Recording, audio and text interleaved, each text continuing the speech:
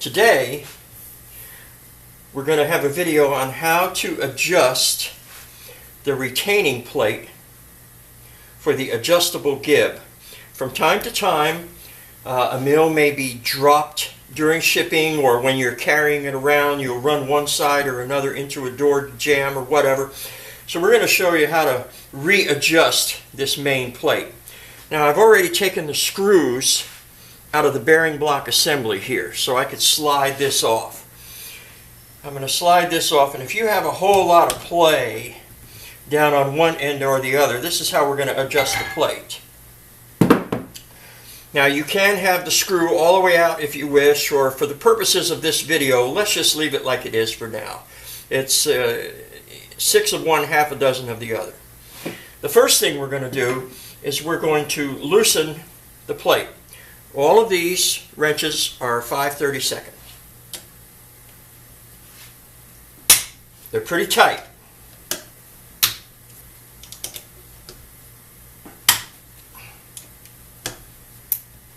There we go.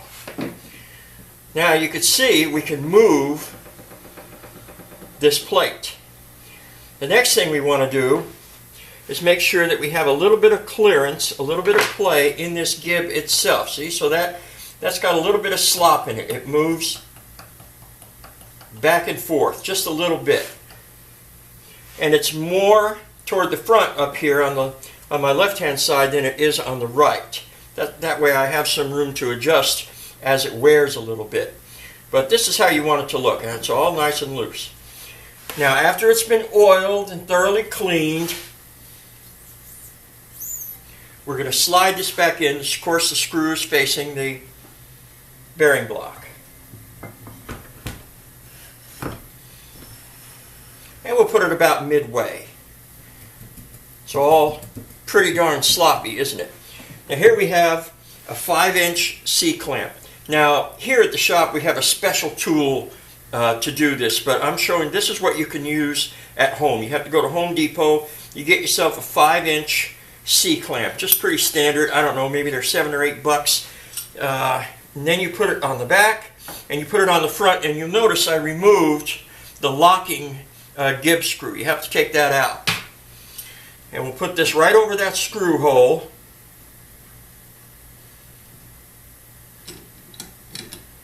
And we'll just tighten it up. Pretty snug, but not overly tight. Okay.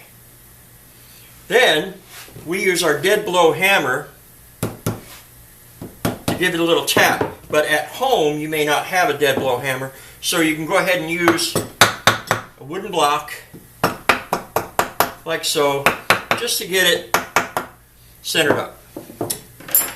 Then we're going to do the ends first. Just like so. Get it pretty tight. Get it pretty tight. Then we'll take off our C-clamp. Boy, that's locked right in there, isn't it? We'll tighten the ends. And then we'll tighten the center. Now you'll notice, the first thing you'll notice is you can't move this because it's all jammed up in there. So we have another 5/32, and we'll back out the left-hand side and we'll screw in the right-hand side and loosen that gib up. There we go. Feels pretty good. Now let's back it up. Only back it up about halfway down. Well, that feels real good. That feels real good. And the screw would be out, and you can move it down, and you would do about halfway down on the other side. The actual working travel is end to end, really. This end to this end. But that feels really, really good. There we go. That feels real nice. That feels real good. No play. Now, we'll put it back up against our bearing block. And this is going to be very important. This is what gets the screw the good feel that you need.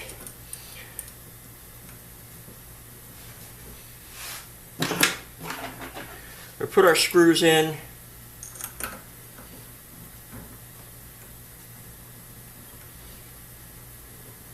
Once again, we have tools that do this, but this is how you do it at home. Now you tighten it and then loosen it up a half turn or 3/4 of a turn. This is very important. You tighten this one, loosen it up a half turn, 3/4. You notice that we can move the bearing block. It must be so. Now we have this tool, but you could put a socket on the end of the nut with a little handle, and you could spin it around. We have this little tool. We actually have a power tool that does this. I'm going to wind this all the way down.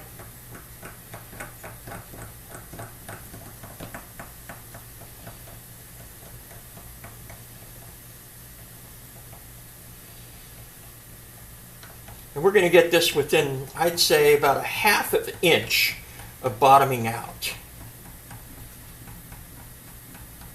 About like so. Now, here's what we do at the shop. We could have our fingers underneath here, like this, and we move this around, and we could see that if we turn it one way, we twist it one way, this won't move. Very difficult to move. We can go another way, and it will. We can move this around, and there's a spot that is just feels perfect. That's the spot we're looking for, right there. And we snug it up just a little, not too tight yet. Not quite.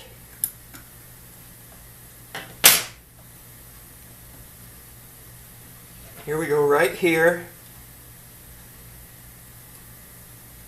Oh, that feels real good. And here we got that playback. That feels real good right there. We tighten it up. Very nice. Now, if we feel that we have a little lump in it, where it wants to be adjusted a little more, we could take our little hammer.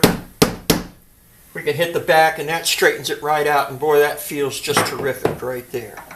That's how you line that up. You can't just slide it in and bolt it up. You have to have a nice feel to it.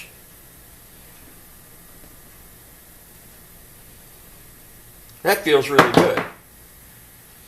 Got about 1/2 thousandth of end play. Very nice. Very nice indeed.